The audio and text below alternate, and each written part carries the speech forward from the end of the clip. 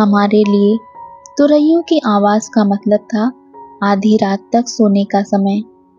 Hall और मंदिरों के आसपास चारों तरफ छितरे हुए भिक्षुओं के छोटे छोटे समूह हमारे प्रिय दलाई लामा, जो सभी दलाई लामाओं में सबसे अच्छे अवतार हैं, के विषय में चर्चा करने के साथ साथ लहाजा और दूर विश्व के मसलों पर चर्चा कर रहे थे।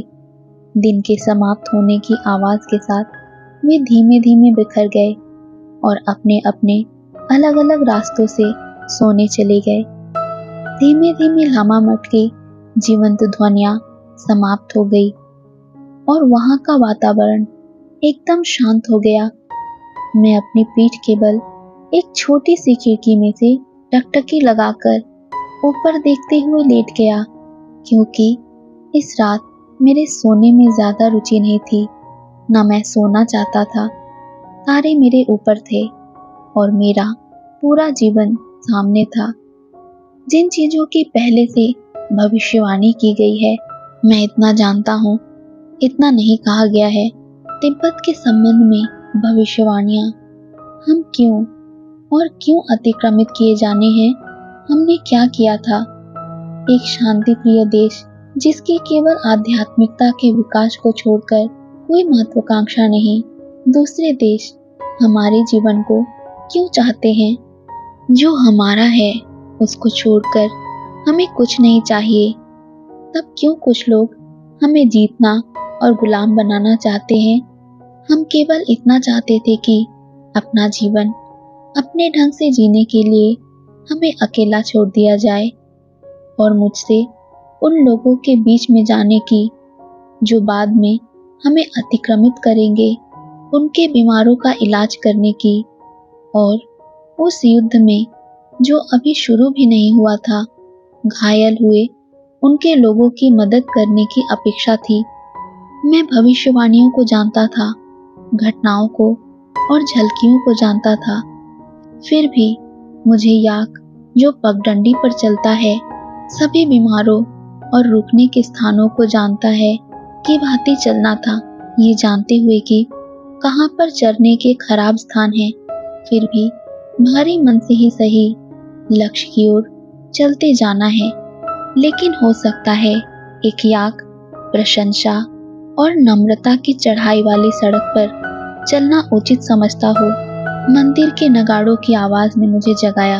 मैं ये जानता भी नहीं था कि मैं सोया था। अपने मन में पुजारी जैसे विचार न होते हुए भी मैं नींद से सुन्न हुए हाथों से अपनी पोशाक को उठाते हुए कुनिंदा सा गिरता पड़ता अपने पैरों पर चला। आधी रात मैं अब कभी जगा नहीं रह सकूंगा। आशा है कि मैं सीढ़ियों पर ना गिरूं। ओह, ये जगह कितनी ठंडी है। 253 नियम लामा को मानने होते हैं। ठीक है, इनमें से एक टूट गया, क्योंकि इतना अचानक जाग जाने के बाद भी मैंने अपने विचारों की हिंसा के साथ अच्छा काम किया। मैं दूसरे लोगों के साथ जो उस दिन आए थे शामिल होने के लिए नींद में ही हक्का बक्का सा लड़खड़ाया। हम लोग प्रार्थना और उनके उत्तर में होने वाली सेवा में शामिल होने के लिए मंदिर में अंदर गए। ये पूछा गया है, ठीक यदि तुम सभी परेशानियों, मुसीबतों व कठिनाइयों को जानते हो जिनकी भविष्यवाणियां की गई हैं, तो तुम उन्हें छोड़ क्यों नहीं सकते?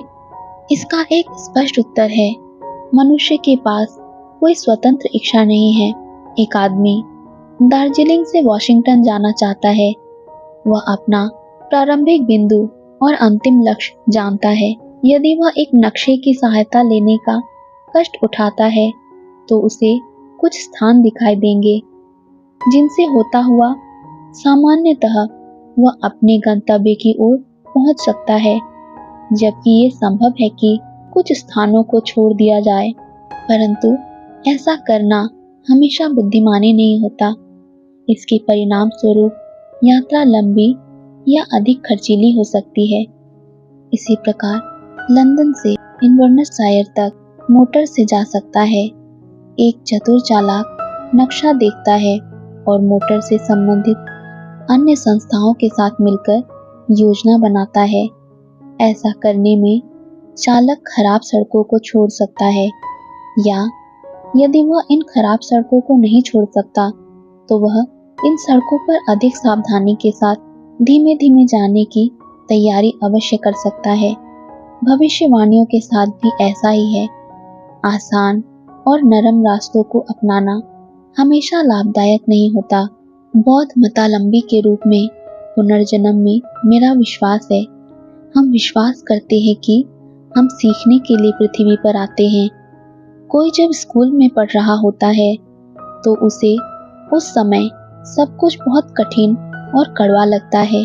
पाठ, इतिहास, भूगोल, गणित, ऐसा कुछ भी हो, उबाऊ, बेतुके, अर्थहीन और अनावश्यक लगते हैं। स्कूल में ऐसा लगता है। जब हम स्कूल को छोड़ देते हैं तो शायद अपने पुराने अच्छे स्कूल के लिए दुख मनाते हैं। हम इसके ऊपर इतना गर्व महसूस कर सकते हैं कि हमें एक मेडल मिला था, एक टाई मिली थी, या एक भिक्षु की पोशाक के रूप में एक विशिष्ट रंग मिला था। वैसा ही हमारे जीवन के साथ है। यह कठोर है, कड़वा है, और जिन पाठों को हमें सीखना है वह किसी दूसरों को नहीं, हमको ही खुद के ऊपर प्रयोग करके देखने हैं। लेकिन जब हम इस पृथ्वी लोक का स्कूल छोड़ते हैं तब शायद हम अपने स्कूल का बैज गर्व के साथ पहनते हैं। निश्चय ही मैं बाद में अपने जीवंत प्रभामंडल को पहचानने की आशा रखता हूँ। मरना हमारे लिए पुराने खाली खोल को छोड़ना और अगले उच्चतर लोक में जन्म लेना मात्र होता है।